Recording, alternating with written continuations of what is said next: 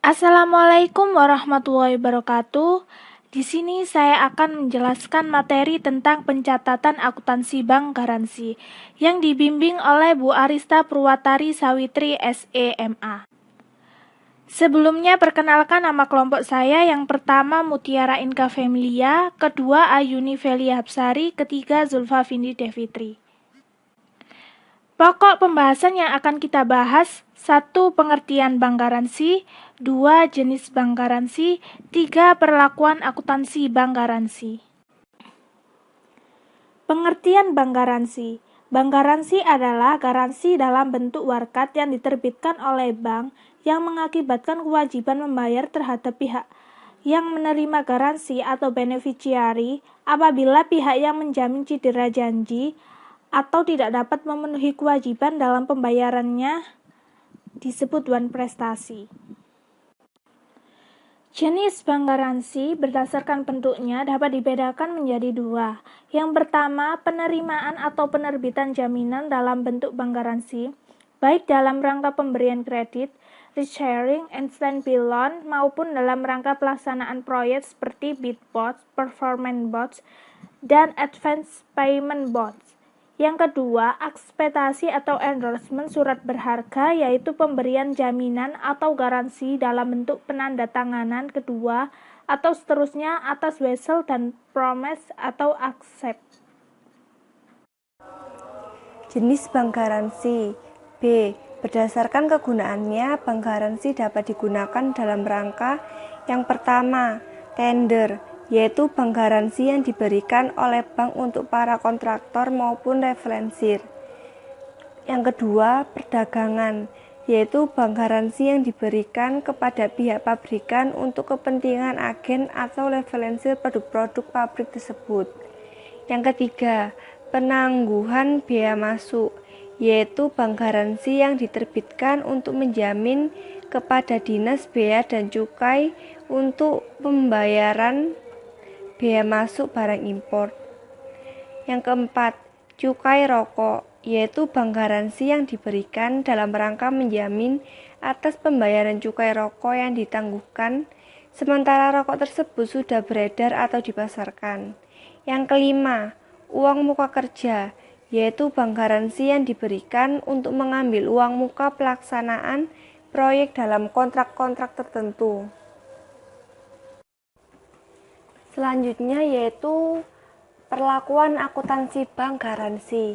Tanggal 1 Mei 2017, Bank Mitra Niaga Semarang menerbitkan bank garansi atas permintaan PT Daya Upaya Semarang yang ditunjukkan kepada PT Husada Bandung.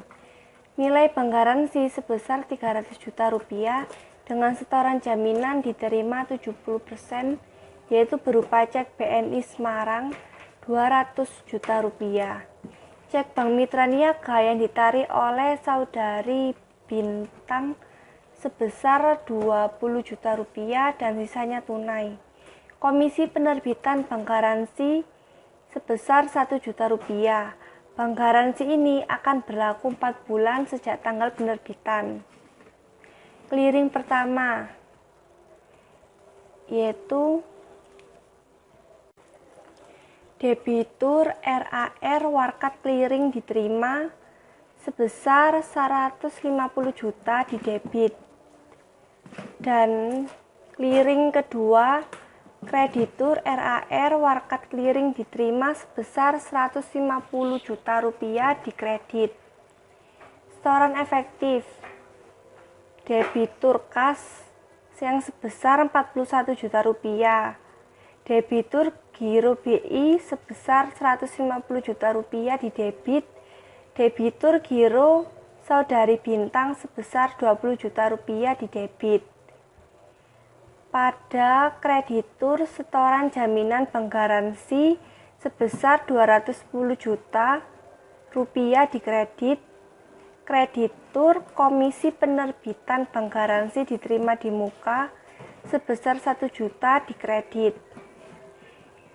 Pencatatan administrasi kreditur RAR bank garansi yang diterbitkan dan belum jatuh tempo, yaitu sebesar Rp300 juta di kredit. B. Jurnal untuk amortisasi Komisi Penerbitan Bank Garansi. Jangka waktu bank garansi adalah 1 Mei 2012 sampai dengan 31 Agustus 2012. Dengan demikian, pendapatan yang berasal dari Komisi Penerbitan Bank Garansi yang diterima tanggal 1 Mei 2012 harus dialokasikan setiap akhir bulan selama periode bank garansi. Maka pencatatannya dilakukan di setiap akhir bulan, yaitu pada bulan Mei, Juni, Juli, dan Agustus. Untuk akun yang dipengaruhi yaitu sama dengan mendebit akun Komisi Penerbitan BG diterima di muka sebesar Rp250.000 dan mengkredit pendapatan Komisi Penerbitan BG sebesar Rp250.000. Kemudian C. Jurnal saat jatuh tempo 31 Agustus 2012.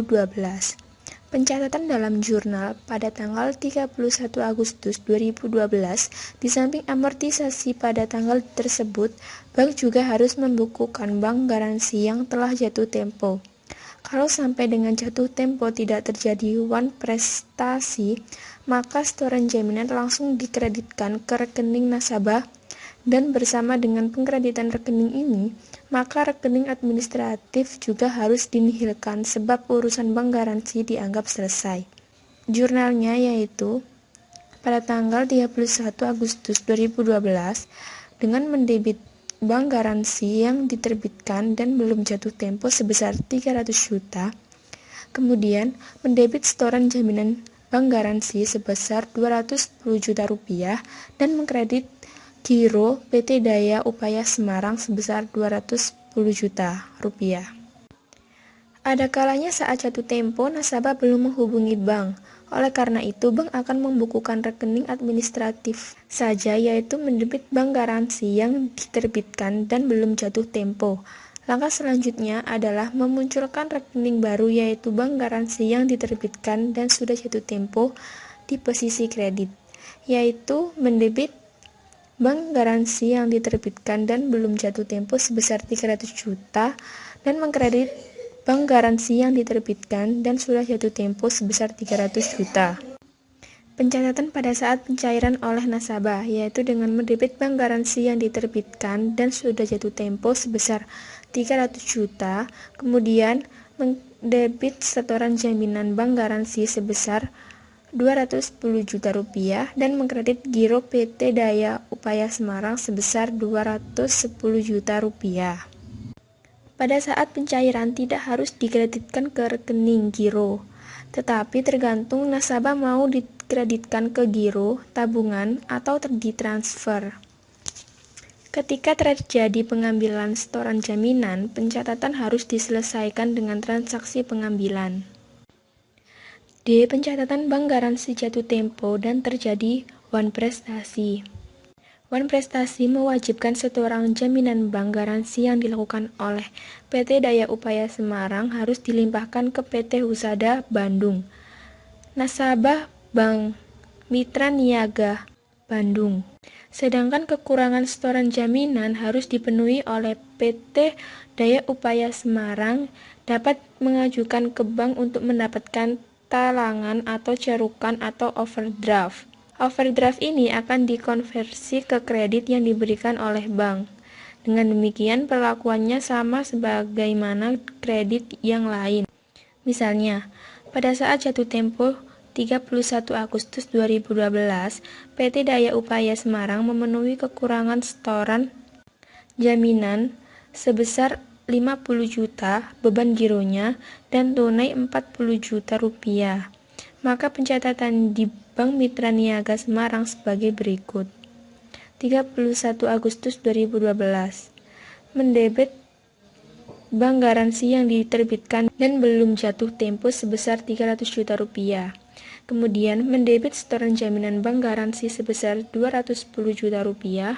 Mendebit giro sebesar 50 juta rupiah, mendebit kas sebesar 40 juta rupiah, dan mengkredit RAK Cabang Bandung sebesar 300 juta rupiah. Kalau saat jatuh tempo dan wan prestasi, kekurangan setoran jaminan konverensi menjadi kredit yang diberikan, maka bank juga harus membukukan provisi dan lain-lain yang terkait dengan pengkreditan. Misal pada saat PT Daya Upaya tidak sanggup melunasi kekurangan setoran jaminan dan meminta bank untuk memberikan overdraft, maka bank setuju dan memungut biaya provisi dan komisi sebesar Rp2.500.000 dan biaya administrasi sebesar Rp1.000.000. Biaya-biaya ini akan dibebankan ke giro PT Daya Upaya Semarang. Maka pencatatan di Bank Mitra Niaga Semarang yaitu pada tanggal 31 Agustus 2012 mendebit bank garansi yang diterbitkan dan belum jatuh tempo sebesar Rp300 juta. Kemudian mendebit setoran jaminan bank garansi sebesar Rp210 juta. Mendebit kredit yang diberikan atau overdraft sebesar Rp90 juta, mendebit giro sebesar Rp3.500.000, dan mengkredit RAK Cabang Bandung sebesar Rp300 juta, mengkredit pendapatan komisi dan provisi sebesar Rp2.500.000, dan mengkredit pendapatan administratif sebesar Rp1 juta. Pencatatan di Bank Mitra Niaga Bandung melibatkan hubungan antar rekening kantor yang melimpahkan ke rekening giro PT Husada Bandung. Pencatatannya yaitu tanggal 31 Agustus 2012 mendebit RAK Cabang Semarang dan mengkredit giro PT Husada Bandung sebesar Rp300 juta. Sekian penjelasan materi dari pencatatan akuntansi bank garansi yang sudah dijelaskan oleh kelompok saya. Mohon maaf jika ada salah kata. Wassalamualaikum warahmatullahi wabarakatuh.